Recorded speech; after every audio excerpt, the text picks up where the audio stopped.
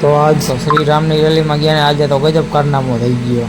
તો સૌથી પહેલાં આપણે આવી ગયા ભૂદેવ ભાનેથી લીધો કમલેશભાઈ માવો સોરીને નીકળી ગયા આપણે મોરબી તરફ જવા માટે અને પહોંચી ગયા આપણે મોરબીના શ્રીરામની સિટીએ મેલડીમાંના દર્શન કરી. તો જોયું તો આ ભાઈનો શર્ટ ફાટેલો હતો.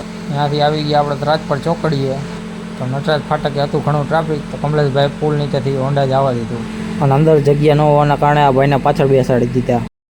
અને આવી ગયા આપણે મોરબીના નીચલા પુલે. ટ્રાફિક હોવાના કારણે કમલેશભાઈ હોન્ડા ચડાવી પારી ઉપર અને આગળ આવીને જોયું તો રિક્ષાનો ફૂલ ટ્રાફિક જામ.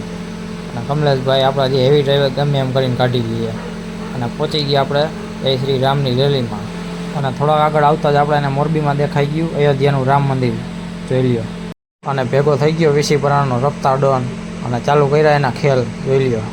અને આપણે પાડી લીધા રેલીમાં થોડાક છોટા જોઈ લ્યો, ઉડે તો જ. અને થોડાક આગળ જતાં આપણે દર્શન થઈ ગયા સાક્ષાત શ્રી હનુમાન, રામ, સીતા, લક્ષ્મણ, જાનકી, જય બોલો હનુમાનકી. અને કરી લીધો આપણે થોડોક ઢીંજો રમીને થાકી ગયા તો પી લીધો ઠંડો શરબત ને દેખાઈ ગયા આપણને રામ ભક્તો. અબકાઈ આપણે ડીમાર્ટ થઈને કડ તરફ ને વચમાં ભેગા થઈ ગયા ધ્રુવીલભાઈ. તો એને ઘરે ઉતારીને નીકળી ગયા અમે રફડિયા તરફ. રફાડિયા આવીને કમલેશભાઈને થઈ ચિપ્સ ખાવાની ઈચ્છા. તો બનાવી નાખી આપણે ગરમા ગરમ ચિપ્સ. ઓર્ડર લેવામાં નહીં આવે કોઈનો, એ કહી દઉં પેલા. તો આવી ગયા આપણે ઘરે. ના ભાઈબંધને કીધું ઘર લગી લેતો જાય. તો એને શું કીધું, ઘર ભેગું થાને ભાઈ.